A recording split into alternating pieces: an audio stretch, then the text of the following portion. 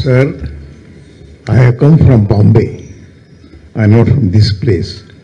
My name is Mr. Muttigi, retired from TISS. If you remember, I buy all your books and read. Thank you. I'm very happy. And, I have prepared a summary of all the books and circulated among the people in Bombay, particularly among the senior citizens. My question to you is today. Are you going to be at the TISS meeting? No. I think on the 20th. I retired long ago. Oh, so you don't live there anymore. Nobody recognized me there. Okay. Long back I retired.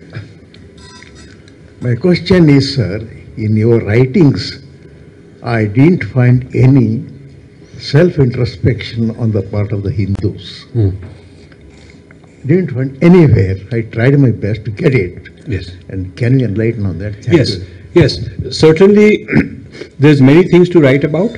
I could write a critique of Hinduism. I could write good things about Hinduism. I'm neither critiquing Hinduism nor writing the glory of Hinduism. That also I'm not writing in these books. I'm doing a Purv Paksha in the West. Yeah. And I'm doing a Purv Paksha in the West because I found a gap in the intellectual discourse which nobody is covering, and I decided that as an opportunistic person, I was in IT at one time, I was always looking for market gaps where nobody's doing. I filled that gap, and that's my opportunity. Yeah. So I think that in the intellectual space, as an outsider, not trained all my life in doing this, I was trained as a physicist, computer scientist, all that. And then at the age of 44, I gave up and did this. Too old to go back and learn the humanities. So I figured that I should go where I can do something where I have knowledge. Yeah. So one of the knowledges I bring, one of the knowledges I bring is that I used to, as a management consultant, I used to do industry analysis. So you do an industry analysis of some industry, airlines or hotels. You look at who are the players, what are they good, bad, who funds it, how the industry works, what are the trends. So I started looking at Indology as an industry because I am an industry analyst. I bring something.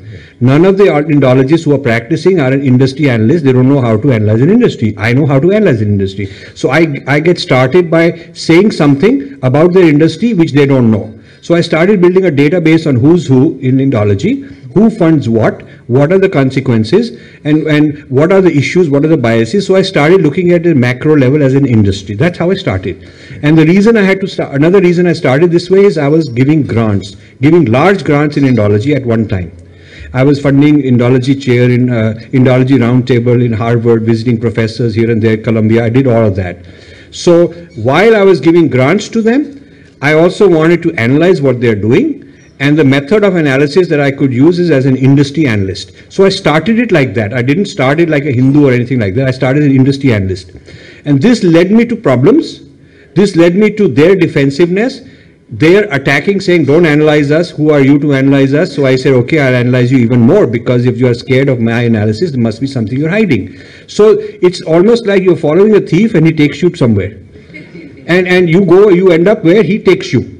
And when I started my foundation, I had no idea where I'll lead. I just got led by one project, led me to the next, led me to the next. So if you look at some of the historical anecdotes I've given about my own journey, you will see why I ended up talking about this. I did not even intend to do this. So I am not writing about Hinduism and its critique or its... I do have some books of that kind also in the pipeline, but I have not produced them. I have books on my interpretation of Vedic culture. Good, bad, everything, and its future. I have not written that, published that yet.